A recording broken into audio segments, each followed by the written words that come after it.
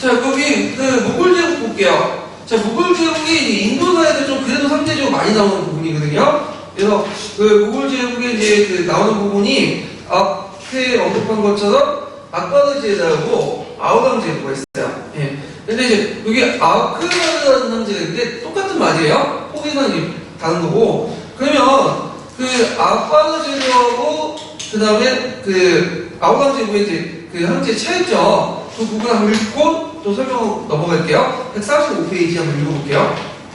네. 어떤 출판사? 맞아. 교학사요.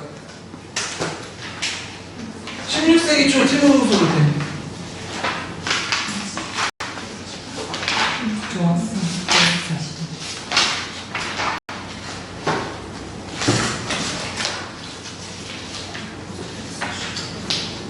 먼저 찾으신 분들이 얘기해야 돼.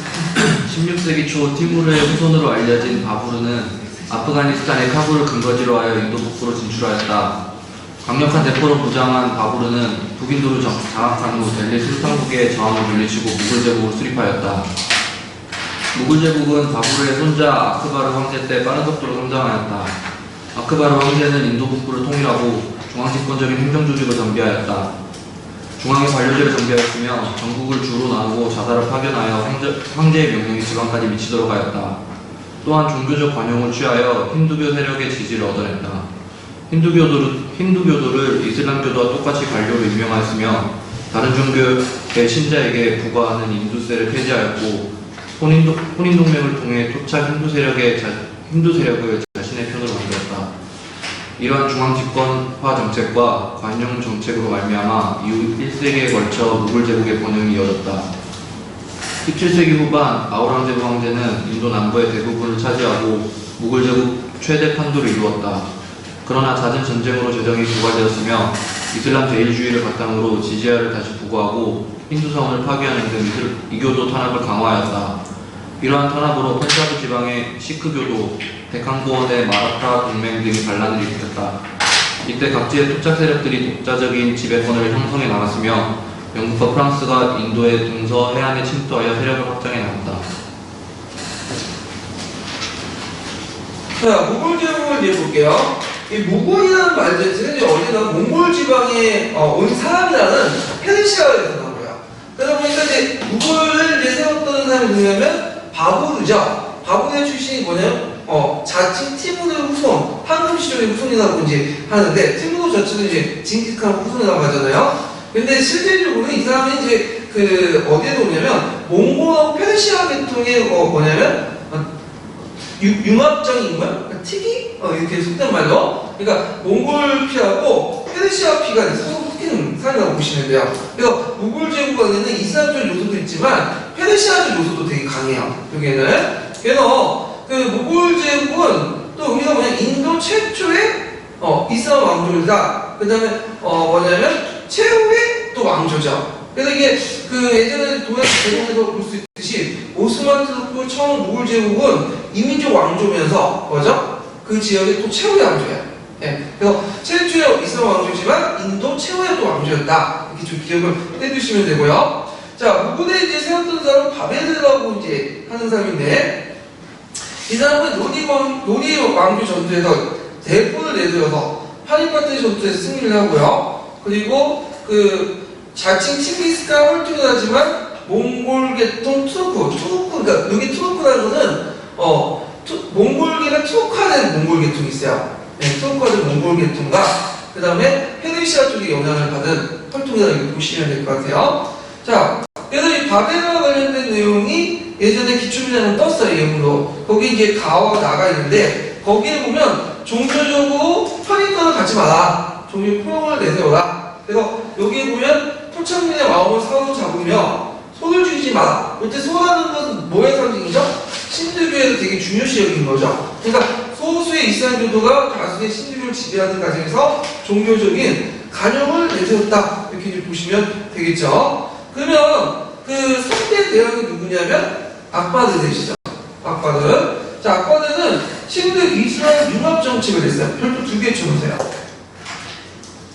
이 사람은 이제 그 대제국을 건설하게 되는데 8만 전국 정책을 했죠. 주로 이제 전국 전쟁을 했던 대상들은 어디냐면 그 신두 계통의 나지푼드 소왕국들이야.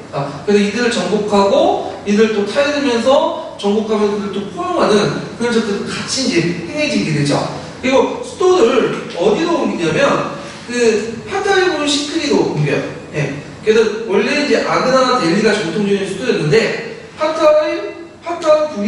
파타리부르 시크리로 옮기는데 이렇게 잠시 옮겼다 다시 이제 델리 쪽 가지만 자 수도를 천도하고 중앙 기본을 강화해서 그 자산을 파견하고요. 나지푼드족을 토벌하고요. 그래서 나지푼드 융합하기 위해서 또 뭐냐면 한국과 동맹도 그 체결하고 그 과정에서 신두교와 이슬람교의 융합을 깼다. 이렇게 보시면 되겠죠. 그래서 신두 융합 정책을 이제 좀 기억을 해주실 필요가 있는데 자 하나는 뭐냐 고위직의 문호를 개방했고요. 그래서 신두교들 중에 나지푼드를 적극적으로 출신을 기용했고 그 다음에 이번에 시험 문제 나왔던 것이 뭐죠? 조세제도 정비죠. 인두세를 폐지했다.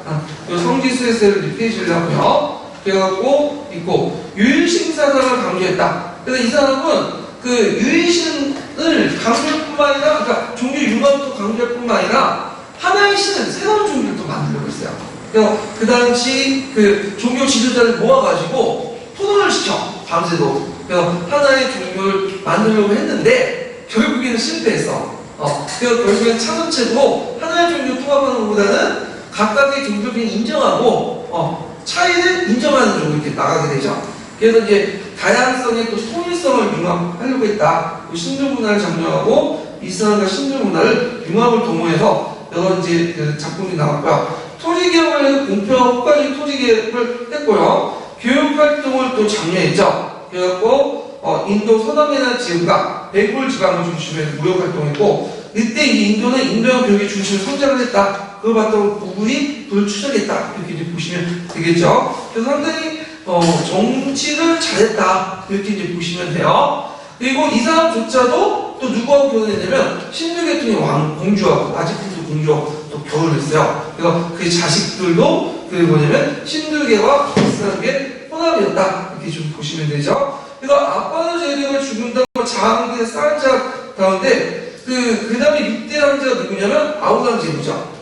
자, 아우랑제부도 별표 2개 쳐놓으세요. 자, 이 아우랑제부는 절정과 쇠퇴가 동시에 이루어졌다고 보면 돼요. 무굴 제국의 그 제일 절정기였죠. 영토적으로는. 그래서 그렇지만 동시에 쇠퇴기였어. 왜? 그 이슬람 원리주의 강조이기 때문에. 이 사람은 그 이슬람 원리주의자야. 철저하게 자기가 이제 뭐냐면 이슬람 신공자이기 때문에 다른 종교를 인정하지 않아요. 예. 그래갖고 이렇게 있는데 이 아우랑제부의 이제 그 뭐냐면 즉위하는 과정도 좀 싸가지가 없어.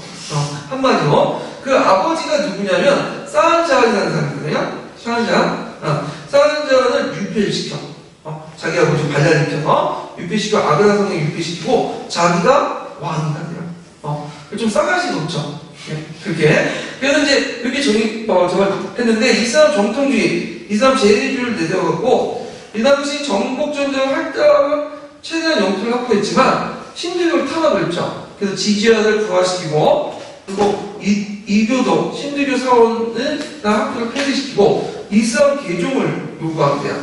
그러면서 각지의 반란을 그래서 신두교 믿었던 나지푼드족이나 남부의 바하타 동맹이나 그 다음에 북부의 시크교를 갖고 이제 이슬람교가 뭐냐면 융합된 종교가 있거든요. 그 신두교하고 그래서 각지의 반란이 나오고 그러면서 아우랑제국 제국들과 어떻게 돼? 쇠퇴하게 되죠. 그 쇠퇴한 틈을 내세워서 그때 누가 쳐들어오죠? 영국이나 프랑스, 네덜란드 같은 열강기 쳐들어오면서 이제 인도를 나눠먹게 되는 거죠. 그래서 그 밑에 이제 제가 이제 아빠나데제하고 아우랑제국을 비교해봤어요. 그래서 아마 시험 문제 나오면 이 정도 나올 것 같아요. 예전에 그렇게 나왔으니까. 자, 문화적인 뭐죠? 이 무굴 제국의 문화는 세 개의 요소가 겹쳐있다고 보시면 돼요. 하나는 뭐냐면 인도 고유의 문화, 신도적 요소와 그 다음에 또 하나는 이슬람적 요소, 또 하나는 그러니까 이슬람화된 페르시아적 요소. 이렇게 세 가지 요소들이 같이 융합되어 있다. 이렇게 있는데, 자, 그러면 이거와 관련된 내용을 교과서에서 한번 읽어볼게요. 자, 교과서 어디를 보냐면 비상교과서 145페이지 보세요. 146페이지.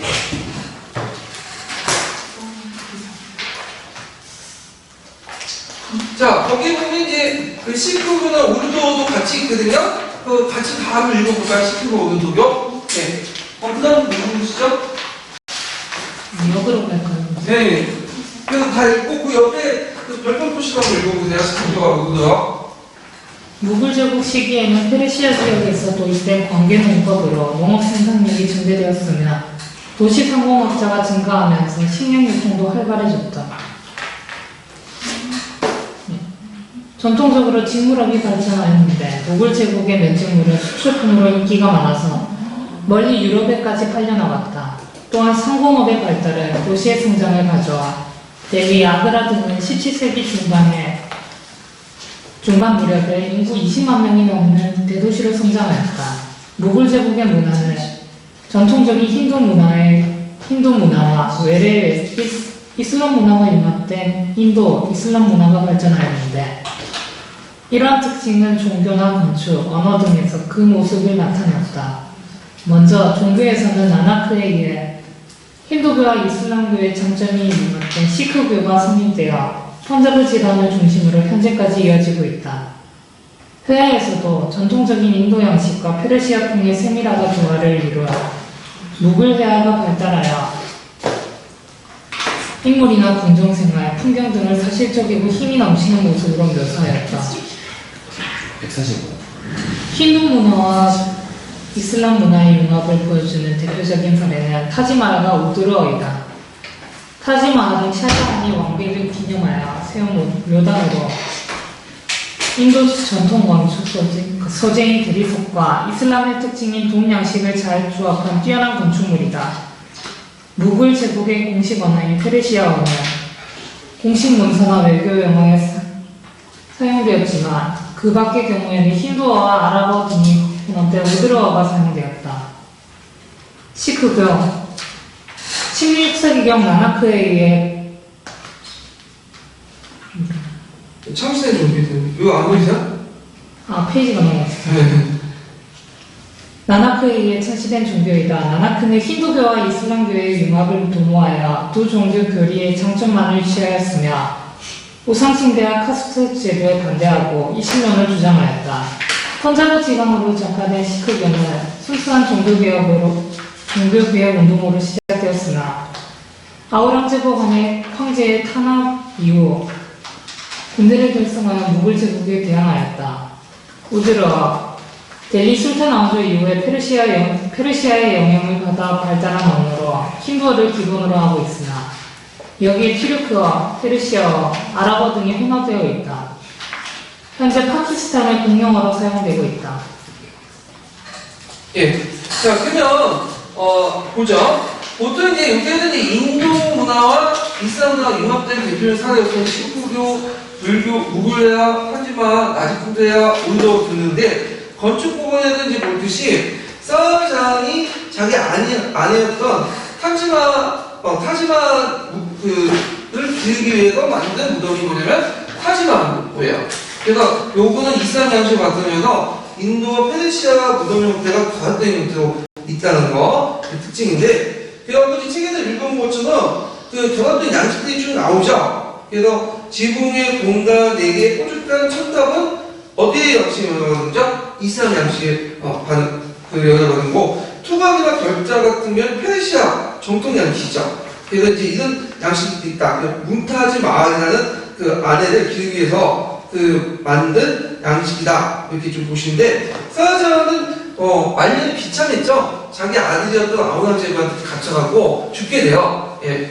자, 하여튼 있고 그 다음 아그라성이라고 하는 이슬람 문화와 인도 정통 문화가 융합된 성이 또 있고요. 그 다음에 이제 그 모티 마스지드 사원이라고 했고 그 아그라성을 소재로 해갖고 만든 사원이 또 있어요. 이것도 양식이 이제 비슷하고 그 다음에 그 이슬람의 아라비스크 무늬에다가 인도 연꽃은 뭘 상징하죠?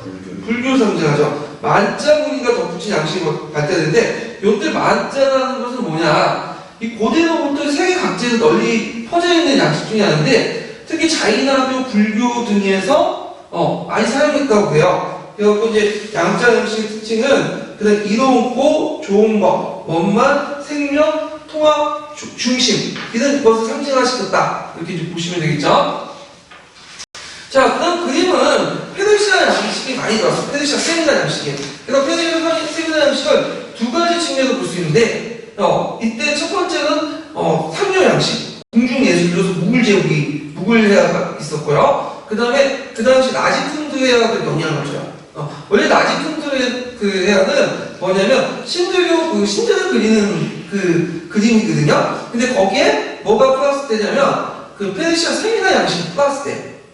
그래갖고 그 무굴 회화와 나지푼드 회화와 영향을 줬다. 그리고 좀 기억을 해주시고요. 그래서 이제 그와 관련된 내용을 한번 읽어볼게요. 회화의 그 밑에 말씀하시는 거죠? 네, 회화에 관심. 회화에 관심이 많았던 무굴 제국의 제2대 황제 휘마유는 궁전으로 페르시아 화가들을 불렀으며 페르시아의 세미라는 3대 황제 악바르 시대의 궁정 화가들에 의해 힌두교의 토속적인 종교화가 주류를 이루는 라지푸트 회화와 결합되었다. 4대 황제 자한길의 치세에는 인도의 토착적 요소와 페르시아적 요소의 유럽의 화풍까지 혼합되어 독자적인 무굴 회화의 특징이 갖추어지게 되었다.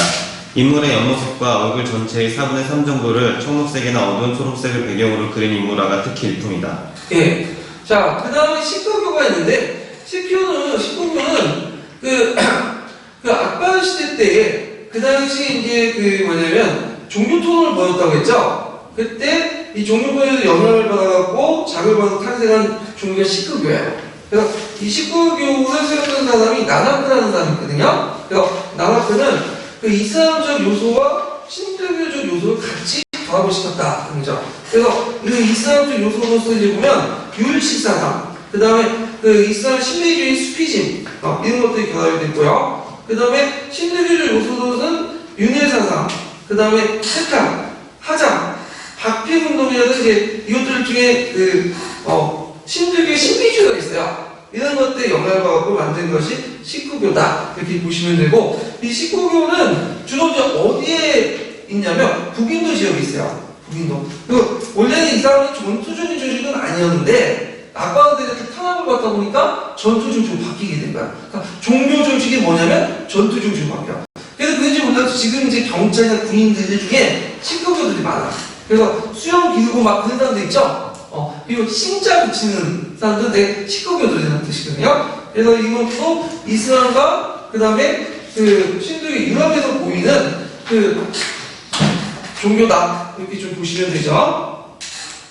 자, 그 다음에 이제 우르도어가 있는데, 이 우르도어는 군대에서 많이 사용했던 언어예요. 원래 신교를 바탕으로 해서 페르시아 아랍어가 섞여서 만든 언어고, 오늘날 그 인도 파키스탄 공용어다. 이렇게 보시면 되겠죠. 그래서 이제 거기에 신들교와 이슬람교의 비교표가 있어요. 예전에도 한번 시험 문제 나왔는데, 자, 신들교는 다신교고, 이슬람교는 일신교죠. 신들교는 우상숭배를 인정하고, 근데 이슬람교는 우상숭배를 금지하고, 카스트는 인정하고, 부정하고, 화장품도 있고, 매장품도 있고, 그 다음에 신들교는 소설신성하는 데 반해서 이슬람교 대지를 부정하게 여기죠. 예. 그래서 이런 것들이 융합돼갖고, 식구교, 우두교, 타지마어, 그 다음에 무굴레라, 라지푸드레아, 이런 것들이 이제 융합된 게 무굴제국대다. 이제 교과서적으로 좀 봐주시면 될 것 같아요. 그 부분은요. 자, 그러면 관련된 기출문제를 좀 풀어볼게요. 한 번에 안 풀었던 것 같은데.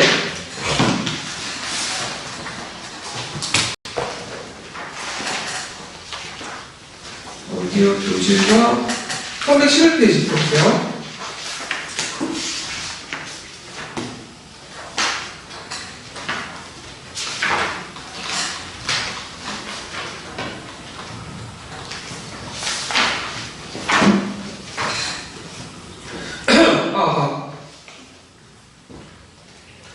자, 거기에 보면 이제 그 2번 문제 볼게요.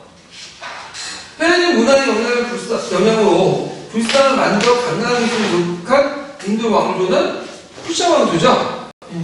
답이 쉽게 나왔고, 자, 3번 문제 보면 다음은 고대 인도에 관한 기술이다. 빈칸 가에 해당하는 왕을 쓰고 나의 특징을 두 줄이내 쓰시오. 이렇게 했는데, 자, 마우리아 왕조의 멸망으로 인도는 다시 분열을 했는데 1세기 중에 북부 인도에서 무슨 왕조가 등장했죠? 쿠샤 왕조가 성립됐고, 자, 카니시카 왕때 지원후 불경이 수십 연구되었고 대승불교가 발전됐다. 이때 불경이 수십 연구됐던 것은 몇 차례였지? 4차례였지. 산스크리트로 적혀있죠. 그뿐만 아니라 독특한 불교 미술이 발달됐는데, 자, 이 독특한 불교 미술의 특징 뭐죠? 그리스의 어떤 미술의 영향을 받아서 불상을 제작하고 갔다가 불상을 만들어졌다. 이 내용을 쓰시면 될 것 같아요.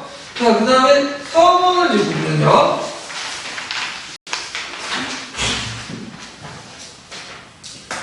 자, 그 인도 많은 법전에 대한 설명을 오는 것은, 자, 쿠샤 왕조 시대 때 완성된 인도 최고의 법적 종류주의고, 크샤트를 중심으로 사회 질서를 규정한 것이고, 쿠샤 왕조가 아니죠, 뭐. 오는 건 쿠타 왕조죠? 네. 그 다음에 크샤트야가 아니라 보나마. 그 다음에 영국 인도 지배 방식이 이 법의 기초를 통치고 맞아요. 원래 인도는 카스트 제도를 경멸해갖고, 이걸 어떻게 뜯어고치려고 했어. 근데, 그, 세포의 발달이면 바뀌었죠. 오히려 뜯어고치는 거는 반발이 많으니까, 이걸 이용해서 통치하려고 했어요. 그러니까 많은 법전을 통해서 통치법을 만들었다. 보시면 되겠죠. 그 다음에 인도가 이슬람화하기 위해 이 법전은 생활적으로 가치졌다. 이거 틀렸죠. 왜냐면 인도가 이슬람화됐다고 해서 신도가 없어지는 게 아니에요. 신도교는 절대 다수죠. 그래서 답이 3번이 되겠죠. 자, 그 다음에 이제 그 5번하고 이제 잠깐만요. 이게 5번이 갑자기 뭐 들어가지? 5번.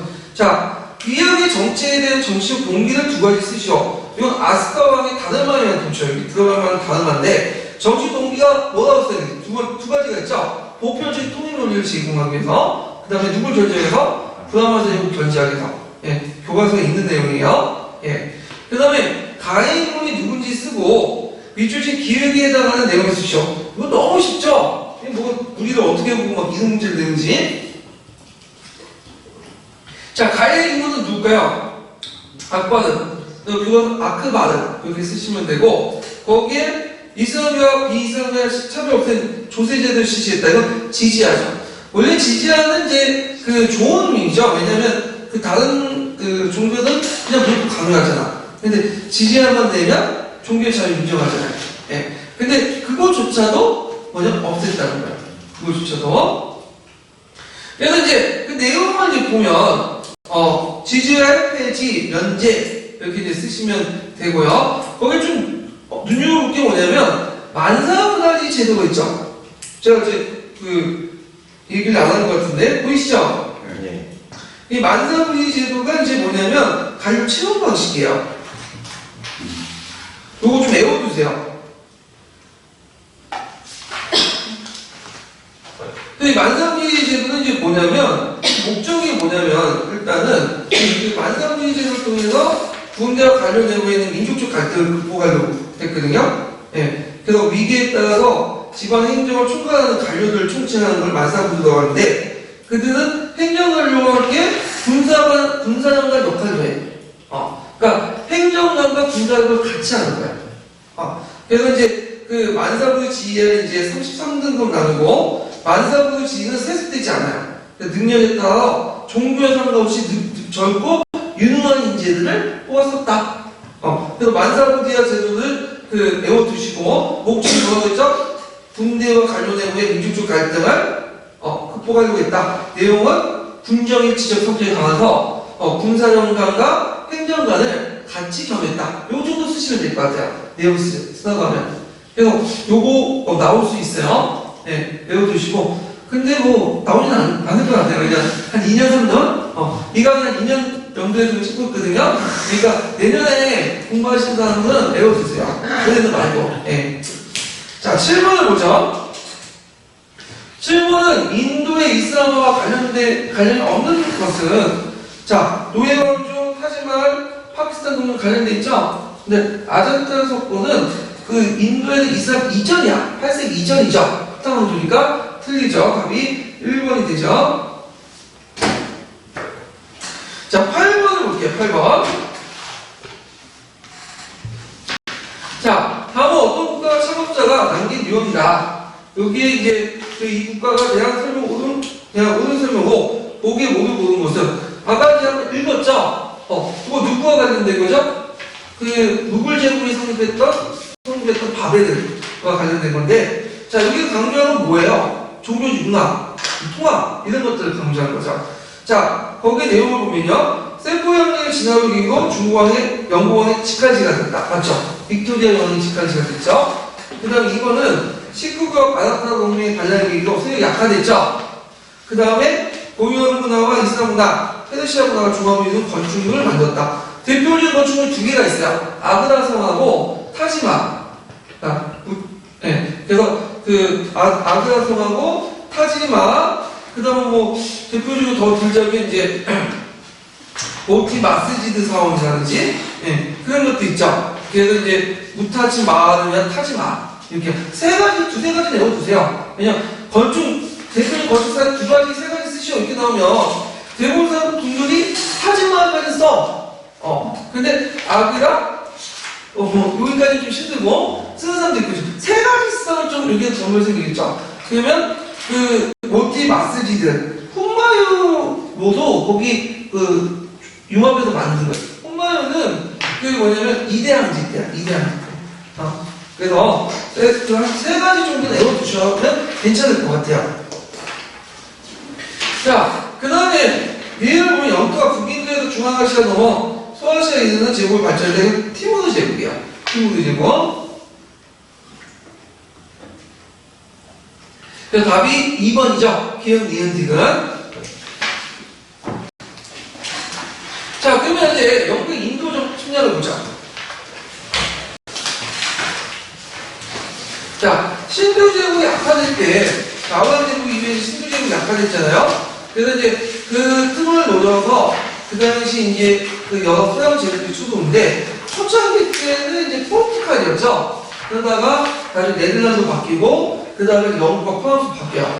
그래서 영국과 프랑스가 이제 인도를 빌려서하고 싸움이 일어나는데, 이게 결정판이 그 1757년에 일어났다. 18세기 아니다, 이게 시기가 좀 달려요.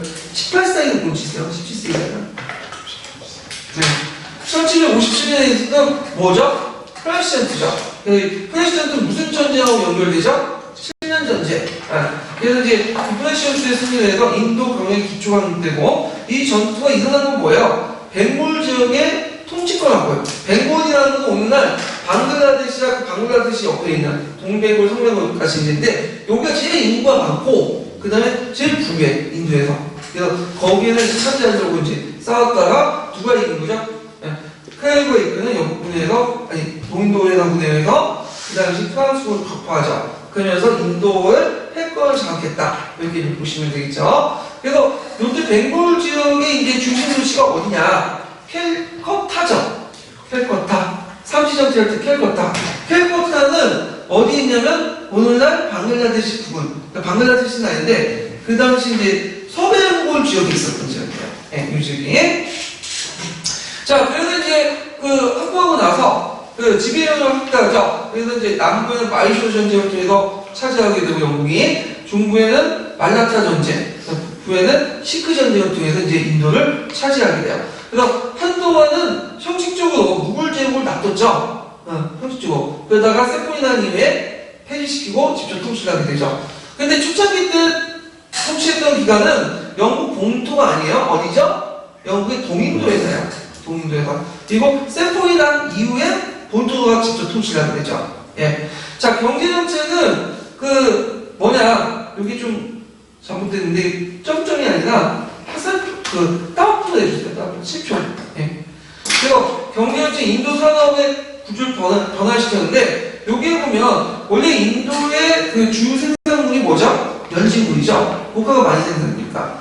그래서 이제 원래는 인도의 면직물이 그 영국 갔어.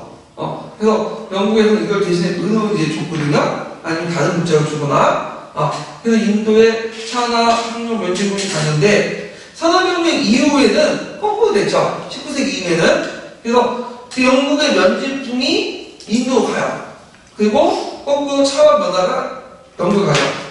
그래서 인도는 뭘로 전략하죠? 일단 면화, 원료 공급지. 그 다음에 영국의 면제품을 갖다 파는 상품 시장지 역할이 정해져요. 정형적인 식민지 구도가 만들죠. 그리고 인도는 영국은 인도의 물자를 먼저 약탈하고 자기 물건을 갖다 팔기 위해서 인도의 곳곳에 뭘 깔죠? 철도망을 깔아요. 그래서 이걸 통해서 약탈 구조를 만들었다. 그러면서 그 과정에서 인도의 많은 면직업자들, 홍보사업들이 몰락을 하고 경제적 타격을 받게 돼요. 그러다 보니까 영국인들의 반감은 어떻게 돼요? 많을 수밖에 없겠죠. 이런 경제적 구조 때문에. 자, 그러면 한번 이제 그 세포 형제가 둘러싸고 이제 이런 배경들과 관련된 내용을 한번 읽어볼게요. 자, 교환사 233페이지 보세요.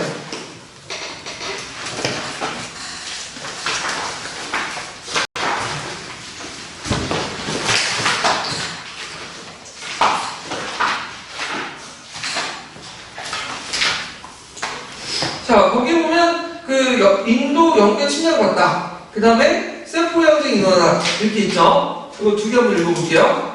모골 제국은 아우랑 제국 현대사 후 종교적 분쟁과 지방 세력의 등장으로 분열하였다. 이 분열을 비롯하 영국, 프랑스 등은 인도를 차지하기 위해 치열한 경쟁을 전개하였다. 영국은 동인도 회사를 설립하여 인도의 현실 운영을 독점하고 있었다. 프랑스가 동인도 회사를 설립하고 인도 회사의 영향을 넓히면서 야국은 대립하였다. 벵골을 다스리는 인도 총독은 프랑스와 연합하여 영국에 맞서 싸웠으나 플라시 전투에서 영국에게 패배하였다. 그 결과 인도는 벵골 지방의 통치권과 조세 징수권을 영국에게 빼앗겼고 영국은 인도 전역을 장악하기 위한 발판을 마련하였다. 영국은 인도의 민족적, 지역적, 종교적 갈등을 이용해 인도에 대해 영향력을 점차 확대하였다. 영국산 면제품을 인도의 대량으로 수출하여 인도의 수호를 논란시켰고 면화와 아편, 차 등의 재배를 강요하였다. 그 결과 인도는 영국의 면화 공급지이자 면제품 시장으로 전락하였다. 예. 그러면 세포의 형제를 볼게요. 자, 이 세포 형제가 자주 나오는데 별표 두개 주는데 자주 나오는 것은 중요시해요. 예. 자, 세포 형제는 19세기 중반 때 일어난 건데 이때 이제 배경을 보면 인도인들이 반역을 하죠. 왜냐하면 이제 그 영국인들이 인도를 좀 무시했어. 그래서 기독교 강제 개종을 하려고 하고 그 다음에 뭐 카스트에도 정통 무시해버리고 그런 것들. 그 다음에 인도 병사들에 대한 영국 장교의 민족주의 차별. 왜냐하면 그 당시 동인도 회사의 동인도 병사들을 뭐라고 하죠? 세포이라고 하죠. 그리고 그 후에도 동인도 회사 폐지된 이후에도 그 영국의 육군 병사들은 어디에서 착출됐냐면 인도 병사로 착출했어요. 영국 원래 해군이 나간다고 하잖아요. 예. 그래서 육군은 인도 병사들이 그 주요 역할을 했고, 그 다음에 동인도의 수탈, 아까 이제 이걸 그 동인도의 수탈을 해서 인도의 면제부 사업이 몰락을 했죠. 그럼 집중적으로 계기가 됐던 원인이 뭐냐? 영국인들이 인종적 우월감으로 기독교를 개종했고, 그 과정에서 총을 닦는 기름으로 돼지기름과 소기름을 같이 사용했어. 돼지기름은 이슬람교도들이 선하게 생각하는 거죠. 소기름은 신들교들이 신성시하는 기름 아니야. 손을. 예. 그래갖고 요걸 같이 쓰면서 민족적 반발을 불러일으켰다. 예. 그 관련된 내용 좀 자세히 알아볼게요. 자, 천재교육 266페이지 펴보세요. 천재교육.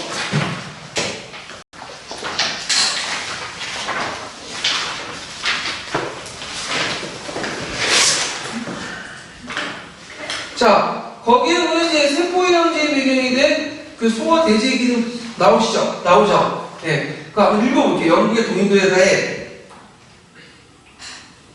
그 다음, 찾는 게 좀 힘드시나 보다. 그냥 이걸 읽으세요, 그냥 이거.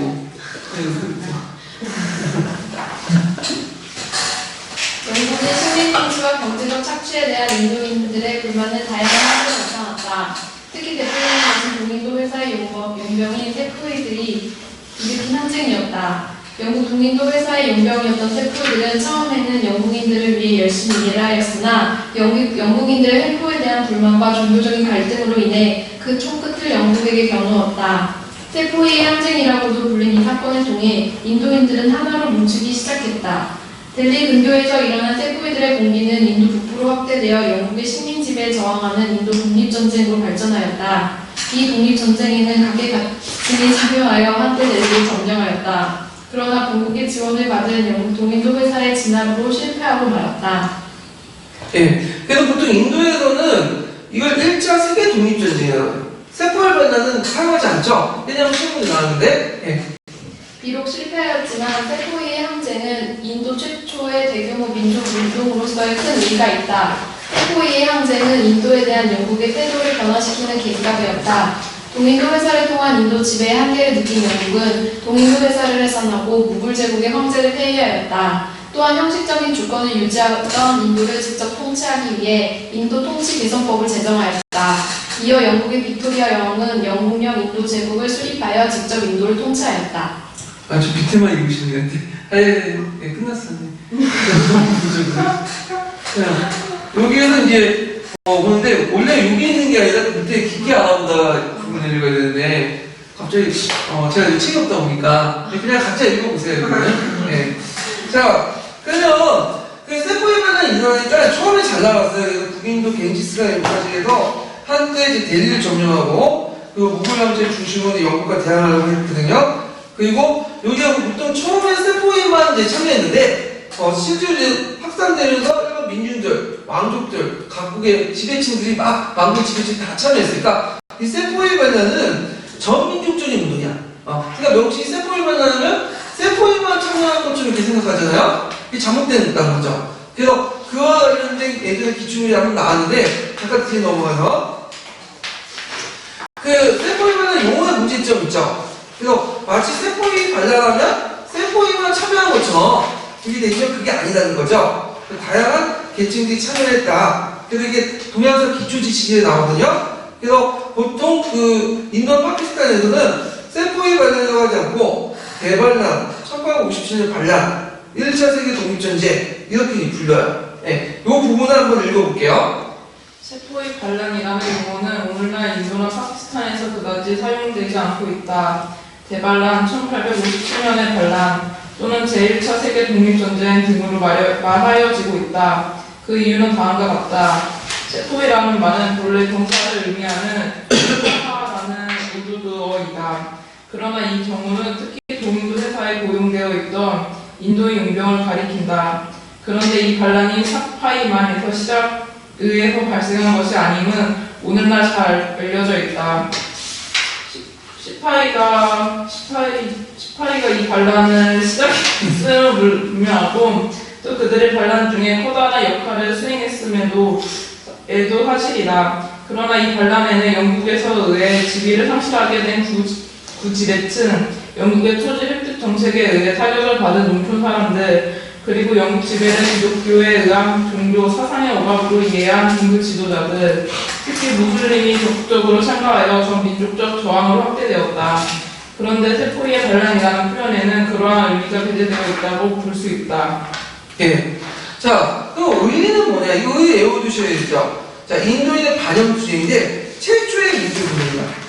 그러니까 예전에도 이제 영국에 대항하기 위해서 뭐 마이쇼 전쟁, 말라타 전쟁, 시크 전쟁들이 있었어요. 근데 그거는 내가 인도라는 생각을 가지고 인도니아 생각을 가지고 한 게 아니라 나는 마이쇼 연맹사, 그다음에 말라타사, 시크도 이라는 입장에서 나온 거야. 지방의식이나 어떤 특정 종파에서 나온 거죠. 근데 내가 인도인이라는 생각을 하게 된 것은 이때 처음이야. 그래서 예전에는 인도가 존재하지 않았어요. 근데 이때부터 인도가 존재했던 건데 지금의 인도의 개념은 이때 만들어진 거야. 이때. 그리고 그 인도 사람은 또 요 시점을 기준해서 여기서 형성된 인도의 개념을 바탕으로 만들어진 거죠. 예. 그래서 최초의 민족운동이고 인도의 어떤 인도인들의 정체성을 처음으로 형성된 운동이었다. 이렇게 이제 의미가 있죠. 그래서 이런 그 민족주의는 뭐죠? 저항적 민족주의죠. 저항적 민족주의. 그러면 인도 같은 나라는 우리나라와 달리 우리나라는 혈통이나 문화나 언어는 똑같잖아요. 근데 얘네는 너무 다양해. 그러면 이 다양한 민족의 혈통이나 문화나 언어가 하나 통합될 수 있었던 하나의 인도인이라는 생각을 갖게 있었던 그 구심점이 필요하죠. 후에 그게 뭐가 등장하죠? 신두교죠. 그래서 신두민족주의가 등장한 거예요. 신두민족주의가. 예. 자, 결과를 보면요. 이것도 별거 두 개 질문이야.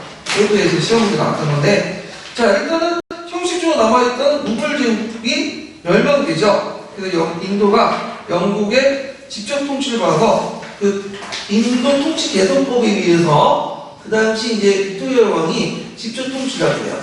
빅토리아 왕이. 그리고 또 이 과정에 동인도에서 폐지되죠. 그러니까 예전에 동인도에서 독점권이 이미 자유주의 바람대로 폐지됐고 아예 폐지된 것은 그 자체가 폐지돼서 요때 폐지됐다. 이렇게 보시면 되고 자, 통치력으로 전환해보면 신도와 무슬림 카스트 간의 잠재적 갈등이 인해서 분리통치를 했다. 디바이드를. 그래갖고 주로 이제 신들교가 다수고 무슬림은 소수인데 누굴 우대해줄 거야? 무슬림들은. 그러다 보니까 이제 갈등이 생기고 이것이 이제 영국의 직접 통치 끝난 독립한 후에도 어떻게 해요? 갈등이 남아서 인도 파키스탄으로 분열되죠. 지금은 남아있어. 그래서 신들교가 원래는 그렇게 베타적 종교가 아니었다고 했죠. 근데 이게 베타적 종교 바뀌게 되고 신도 민족주의 강하게 된 거는 근데 그 영국인들의 통치 체제에 시작됐다. 이렇게 좀 보시면 되겠죠. 그리고 그 영국 유럽인들은 인도 사회를 뭔가 개몽하고 설득해서 뭔가 자기식으로 바뀌겠다는 생각을 버렸었지. 예전에는 뭐 기독교를 개종하고 그 카스트를 개선하고 그런 생각을 갖고 있는데 이게 안 된다고 알게 된 거야. 그러면서 오히려 카스트제를 이용하기 시작하죠. 그런 것들을 이제 좀 기억을 해두시면 될 것 같아요.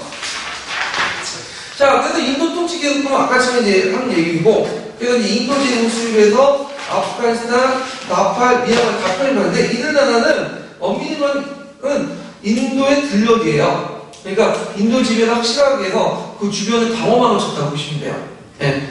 그리고 영국은 인도를 제일 1식민지로 삼았죠. 그러다 보니까 모든 식민지 정책들이 다 어디에 집중되는 인도에 집중돼 있다.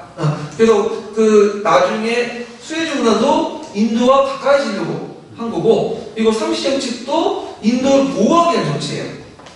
왜냐면 영국의 제일 큰 시장이고, 영국은 육군이 약하기 때문에 육군을 병력을 착취할 수 있는 중요한 그 곳이 인도이기 때문에 인도의 이름은 어떻게 돼요? 모든 시민이 다 읽어버린 거야. 그런 구조가 있고, 지금 뭐 영국은 별볼이 없잖아요. 네. 그래서 뭐 영국은 뭐 유럽에 탈출한다고 그 소리치고 땡을 놓고 그러는데 예전에는 뭐 유럽 탈출 어딨어 그냥 유럽이 어떻고 나가고 자기 혼자 떵떵하게 살았는데 자 하여튼 이렇게 이제 있다라고 좀 기억을 두시면 되고요. 자 그 다음에 인도 통치 시기와 관련된 부분을 천재교육과 부분을 한번 읽어보자. 천재교육 267페이지 보세요. 자, 거기 보면 인도 국민의 방역운동 보이시죠? 네, 한번 읽어볼게요. 영국이 인도에 대한 식민 통치를 강화하자 인도에서는 종교인과 지식인들을 중심으로 민족운동을 활발히 전개하였다. 이들은 람 모한 로이를 중심으로 브라흐마 사마지를 조직하여 힌두교의 우상숭배 대격, 카스트제 반대, 여성의 권리 신장, 인도인의 교육 확대 등 종교적, 사회적 개혁을 주장하였다. 이처럼 인도인들의 민족운동이 확대되자 영국은 관료와 지식인들을 회유하여 인도에 대한 식민 지배를 원활히 하고자 하였다. 이에 영국의 협조적인 관료와 지식인들을 모아 인도 국민회의를 결성하도록 하였다. 인도 국민회의는 초기에는 영국의 인도 지배를 인정하면서 인도인의 권익을 확보하는 데 주력하였다. 그러나 영국이 힌두교도와 무슬림의 분열을 꾀할 목적으로 벵골 분할령을 발표하자 반영운동에 앞장서게 되었다. 인도 국민회의는 영국 상품 불매, 국산품 애용, 자치 획득, 국민교육 진흥을 결의하고 민족운동에 앞장서게 되었다. 이 운동에는 지식인뿐만 아니라 일반 민중도 광범위하게 참여하였으며 분리 독립을 추구하던 무슬림들이 합세해 전국적인 민족운동으로 발전하였다. 이처럼 인도인들의 반발이 확산되자 마침내 영국은 벵골 분할령을 철회하였다. 이로써 사태는 마무리되었고 영국은 인도인들을 회유하기 위해 명목상인 자치권을 인정해주기도 하였다. 예. 자, 그러면 그 당시 영국에는 인도 통치 내용을 좀 볼게요. 자, 여기 이제 그 당시 개축 구조 보면 여기 제일 밑에라에 있는 애들은 뭐죠? 영국인들이야. 영국인들. 그리고 여기 일반 민중도 있어요. 그럼 영국은 이제 통치할 때 극소수거든. 얘들은 극소수야. 전인구의 1%가 안 돼. 0.06%인데 이들이 많은 이제 인도인들 통치하려면 정치적 파트너가 필요하죠. 오히려 지금 침략파들이 필요한데 이들을 이제 적극적으로 키워요. 그래서 근대 지식인들이 중간에 이용하죠. 근대 지식인들은 일단 출신 계급도 좋아요. 브라마들, 크샤티들, 얘네들이지. 그래서 얘네들은 주로 이제 어디 영국에 유학을 가요. 영국에 유학 가서 근대 사상이나 문물 등을 배우고 오죠. 그리고 이걸 인도의 어떤 정통적인 간습이나 정통과 융합을 시켜. 그래서 그와 관련된 인도 통치법을 만들어요.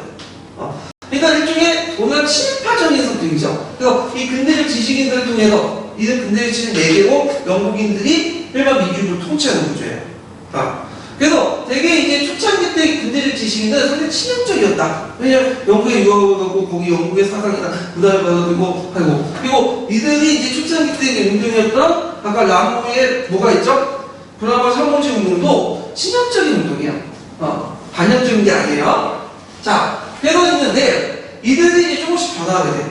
이게 이제 계기가 됐던 것이 인도 국민회의죠. 원래 인도 국민회의는 우리 일진회처럼 뭐냐면 그 영통독부가 근데 지식인들 친형적인 지식인들 모아 만든 친형적인 그 기구였는데 여기에서 이제 급진파들이 이제 권한을 차지하면서 반영적인 지식인들이 직업을 차지하면서 뭘로 바뀐 거예요? 반영적인 운동으로 바뀌게 돼요. 반영적인 기구로. 그래서 초창기 때 친형적 기구였는데 여기에서 지도부가 교체되고 그 당시 반영적인 그 사람들이 거기에 지도부를 구성하면서 반영적인 기관으로 바뀌게 되고 그때 뭐가 있었냐면 벵골 분할령이 있었어요.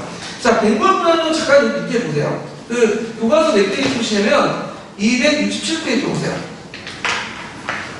이거는 좀 뒤에 있다가 얘기해요. 그냥 먼저 그 브라마 사마지 운동부터 얘기할게요. 예, 여기에. 자, 브라마 사마지 운동은 그 예전에 기출문에 나왔던 건데 그 신두교 초기 신앙인 브라마 순수성을 복귀하자.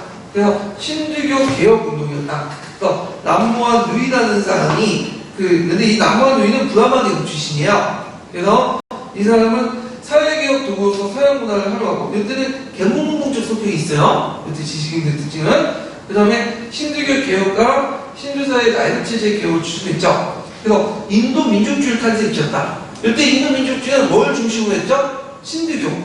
네. 그 다음에 브라마 사마지 단체를 조직을 해가지고 운동을 해서 캘커타에 설립을 해서 그 다음에 신두교들의 어떤 계통의 지식인, 지주, 실험인들 조직인데 그 개혁 내용 한 2-3가지 내어주세요. 3가지 정도만. 그래서 외워두실 때 그 여러 개혁들이 있으면 다 모르잖아요. 그러면 3가지 정도? 3가지만까지 쓰고 나왔어. 그러니까 3가지 박시 있으면 1.2점 벌 수 있는 거야. 네. 자, 그 개혁들을 보면 악습을 척도한 내용들 보면 신두교 우상수 때 그 카스트 폐지, 의례 중심의 종교의 폐지, 샤티, 가구 순사죠. 유아들 교원 등을 이제 패스브를 개선하고요. 유아들도 지금 계속 남아있어요. 인도에서는. 그 개혁 운동으로 인권신장, 남녀평등 홍보, 이거 제대로 안 되고 있죠, 요즘에. 인도 가면 항상 조심해야 돼, 여자분들은. 네. 자, 그럼 언론과 종교자유, 서구학문의 도입, 서구식 자유와 인권사상, 인도의 정치를 할 때, 교육할 때, 여성의 권리 지정인데, 그 내용들 보면, 뭐 반영적인 성격 별로 없죠? 되게 계몽적인 성격이 강해. 그러니까, 요때까지는 아직 친형적인 운동이라고 보시면 돼요. 그래서 친형적인 성격의 어떤 계몽적인 차원의 운동이었다. 그 위로부터의 운동이었다. 이렇게 이제 보면 되고, 약간의 소극적인 전은 해요. 왜냐면, 영국에서 배운 지식인인데, 마치 인도에 오니까 영국 시스템이 아니거든. 그런 측면에서 그 신분에 대한 영국의 권유반대, 사법 제공, 행정의 자유. 근데, 영국의 적극 투쟁? 그런 건 아니죠. 그러니까, 여기는 그 일제시대 때 뭐와 좀 비슷하냐면, 실력 양성운동? 그 정도, 수준은? 그러니까, 반영적인보다 친형적인 성격이 되게 강한 운동이었다. 그렇지만, 나오는 의미가 있어요. 왜냐면, 인도 민족주의를 탄생시키는 배경이 있다. 그러니까, 민족의 의미는 뭐냐면, 세포이라는 계급이 이제 형성이 됐죠. 근데 이걸 정치 이데올기화시키고 체계화시킨 사람이 남모를 중심한 브라마 사마지 운동이다. 이렇게 정리해 주시면 될 것 같아요. 예. 그래서 그 내용을 좀 기억을 해 두시면 되고, 자, 그러면 인도 국민회의를 이제 볼게요. 선생님, 거기 악수철배에 예. 신두교의 우상 숭배가 그거를 반대했다는 건가요? 예, 반대요. 예. 원래 신두교에 우상이 많잖아. 그래서 그걸 자세한 내용도 좀 모르겠는데 신두교 시바나 브라마나 그 비슈누 정도만 이제 숭배를 하고 말자는 게 있는 것 같아요. 다심이 되게 많으니까. 예. 그 다음에 이제 거기 인도 국민회의 조직과 활동을 보면 거기 처음에 인도 국민회의 상생 대결이 뭐라고 했죠? 영국 총독부가 인도 지배를 원하게 하기 위해서 신념적인 어떤 지식인들 조직한 것이 인도 국민회의인데 나중에 지도부가 바뀌면서 이게 급진적인 민족주의 운동으로 바뀐다 그랬죠. 민족주의 반영적인 성격으로 바뀐다고 했죠. 그래서 그 계기가 됐던 것이 이제 영국의 벵갈 분할령인데, 자, 벵골 지역을 한번 볼게요. 267페이지 잠깐 보세요. 자, 267페이지에 보면 벵골 지역이 나오죠? 보이시죠? 네. 그래서 벵골 지역은 오늘날 파키스탄, 방글라데시하고 방글라데시 옆에 있는 지역인데 되게 벵골이 인구가 많다. 통치하기 어렵다. 그래서 통치에 편이 있어가지고 동백골, 서백골 해갖고 지역을 나누겠다. 이렇게 이제 선포한 거야. 근데 그 당시 그 동백골 지역은 누가 맞냐면 그 이슬람교도가 많고 서백골 지역은 누가 맞냐면 신주교도가 많아. 그러니까 분리 통치하겠다는 거죠. 예. 그래서 그거에 대해서 전국주의 반발을 했고 그때 인도 국민의 그 주도를 했고요. 결국에는 쳐내가 돼요. 그래서 이제 그때 이제 그 영국 왕까지 와가지고 그 약속을 하고 그러거든요. 그래서 이런 측면에서는 영국인들이 되게 합리적이에요. 식민통치자들도 적당히 들어줄 건 들어주고 인정해주면 인정했는데 일본 애들은 그걸 인정 안 하죠. 그냥 무조건 갈비잖아. 예. 그래서 있는데 자 일단 267번 읽어볼게요. 벵골주. 벵골주는 인도에서 가장 큰 주로 인구도 가장 많았다. 따라서 영국은 한 사람의 장관이 다스리기에는 매우 힘들었기 때문에 이를 둘로 나누어 효율적으로 통치한다는 명분을 구실로 벵골주를 서벵골과 동벵골로 나눈다는 벵골 분할령을 발표하였다. 그러나 실제로는 반영운동이 활발한 이 지역의 힌두교도와 무슬림들이 살고 있는 거주지를 분리함으로써 민족적 통합을 방해하여 민족운동을 약화시키려는 것이 주된 목적이었다. 인도인들의 거센 반발에 부딪힌 영국은 벵골 분할령을 철회하였으나 이는 나중에 동벵골이 동파키스탄으로 분리되는 원인이 되었다. 예. 자, 일단 있고, 그래서 동백골은 오늘날 방글라데시예요. 예. 근데 방글라데시 그 자체 인구가 2억이 넘어요. 대단하죠. 2억 3억이래요. 예. 그 하나의 주가 우리나라 그 전체 남북한 인구의 막 3배 정도? 그래서 어마어마하죠. 인구도 스케일이. 자, 그 다음에 그 콜카타이를 이제 거쳐가지고 이제 그때 4대 강제가 분포하죠. 요거 외워두세요. 간단한 문제 나올 수 있어요. 스와데시, 영국상품 배척, 민족교육. 스와데시, 영국상품 배척, 민족교육. 결국에는 이렇게 이제 있고요. 자, 그래서 이제 이걸 통해서 그 민족의식이 향상되고 민족자본 육성이 자본가격이 성장하고 노동운동에 특히 기여했고요. 그 다음 후에 간디와 네로에게 큰 영향을 줬다. 이렇게 좀 보시면 되겠죠. 자, 그 다음에 인도의 독립과정을 볼게요. 자, 1차 세계대전이 일어나니까 이제 영국은 인도인들에게 참전을 오세요. 그래갖고 너네들 참전하면 우리가 자치를 시켜주겠다. 그래갖고 영영방첩 자치를 만들어줄 테니까 그것을 영향을 받고 이제 인도 지도자들이 와갖고 이제 뭐냐면 참전을 하자. 격려하고 선전하고 했죠. 그래서 이제 많은 도움이 됐어요, 영국이. 근데 어제 끝나고 나니까 딱 잡죠.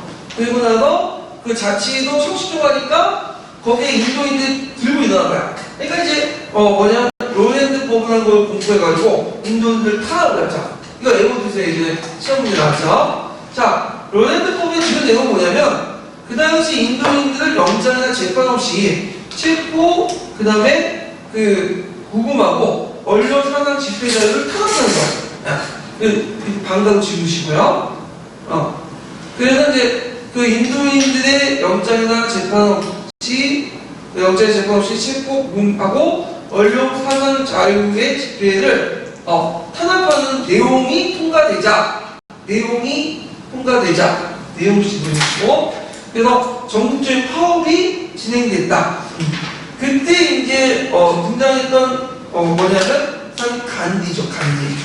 이 간디는 그 집안 배경이 되게 좋아요. 그리고 남아프리카에 가서 영국에 가서 이제 뭐냐면 그 부하가 출신이 있었고 영국에 가고 뭐냐면 유학 가서 그 다음에 남아프리카 가서 변호사 활동을 했어요. 그러니까 가만히 돈만 벌면 이제 많이 돈을 벌 수 있는 사람인데 남아프리카 가서 이제 했는데 그때 인도인들이 차별을 받았고 자기도 차별받고 안 되겠다. 그래서 이걸 개선해야겠다. 그래서 인도에 갖고 그 일종의 자치운동을 했단 말이야. 그래서 했는데 간디가 활동했던 이제 운동을 무슨 운동이라고 하냐면 그 명칭 외워두세요. 이걸 사티아그라, 사티아그라. 이거 잘못했네. 사티아그라 그냥 그 밑에 있죠? 사티아그라 보이시죠? 네. 자, 사티아그라인데 사티아그라는 진리를 추구한다.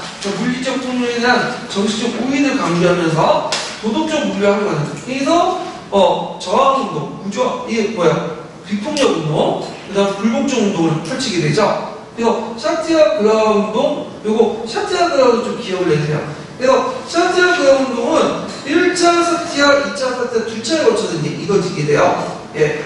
그래서 이제 그 내용들 보면요. 그 당시 자치양식 약속을 했고 무시했고, 그 다음에 로렌트법 제정으로 반발했고, 로렌트법 폐지 및 완전자치를 요구하고, 반영 시위를 전개하는데, 그때 암리차드 사건이 발생해요. 영국군이 인도에 대략 학살이 되거든요. 이걸 보고 이제 간디가 사티아그라를 운동을 펼치게 되죠. 그래서 그 주요 내용을 보면 비폭력 불복종 운동, 영국 사건 불명 운동, 납세 거부 운동, 공직 거부. 그래서 그 당시 이슬람 세력과 연합대회 갖고 했고 한동안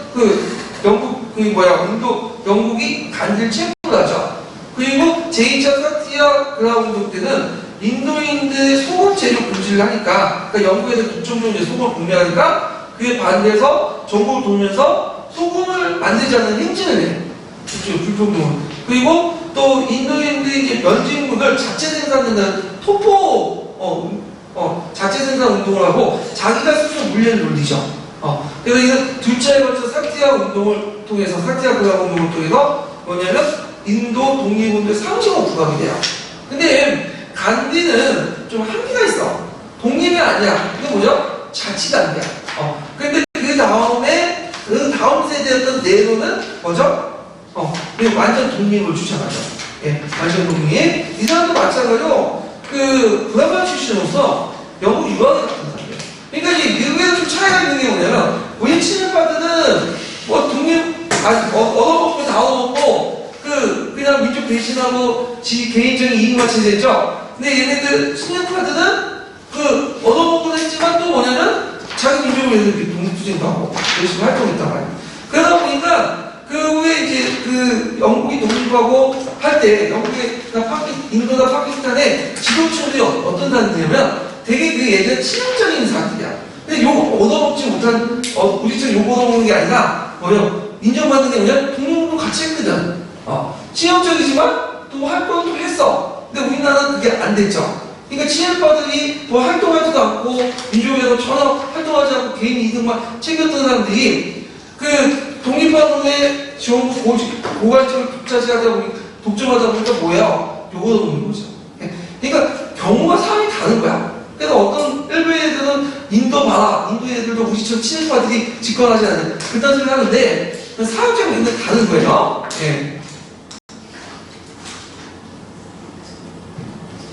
자, 그러니까 이 네로 같은 경우에는 완전 독립을 주장하자. 그래갖고 인도 독립혁명을 발생해서 파업 같은 급진적 독립을 주장을 했고, 결국에는 이제 영국도 그 인도 통치법을 발령해서 1935년 각주의 자치권을 인정하고요. 그 다음에 이제 군사 외교권은 인도 총독에 있다가 나중에 전쟁 끝난 다음에 독립시켜주겠다. 그러면서 전쟁 끝나고 나서 독립을 시켜줬어. 근데 영국은 좀 신사적이야. 그 측면에서. 근데 독립을 하고 나서 독립을 하면서 이제 앞으로의 독립국가를 어떻게 만들 건가 하는 구상 중에 신두교와 이슬람교가 싸움이 나죠. 그래서 결국에는 분리독립하게 돼요.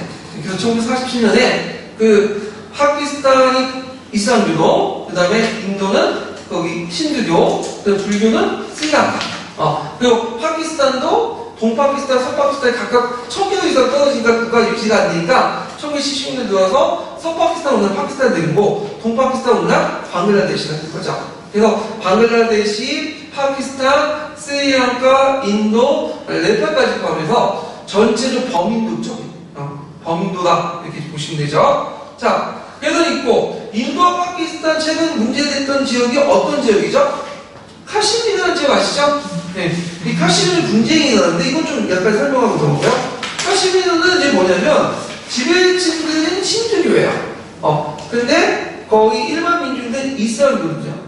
근데 당연히 이슬람교도 누구 따라 넘어가야 돼요? 파키스탄 넘어가는데 이 지배층들이 누구한테 따라 갖다 바친 거야?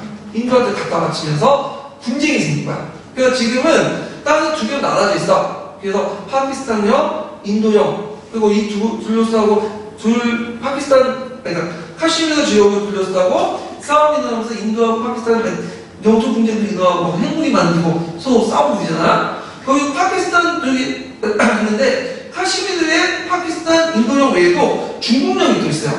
또 국경 분쟁이 있었고 중국이 거기 일부 지역을 10% 차지하고 그래서 카시미르 지역은 항상 분쟁이 많은 지역이야. 그 지역이요. 그래서 분쟁이 많은 카시미르 지역 정도만 기억을 해주시면 될 거예요. 이 통사 듣는 분까지 이제 듣는데 카시미르가 막 지리가고 이스라가고 좀 겹칠 수 있는 부분이거든요. 예, 그런 것도 좀 기억을 해주시면 될 것 같아요. 제가 오늘은 이제 여기까지 하고요.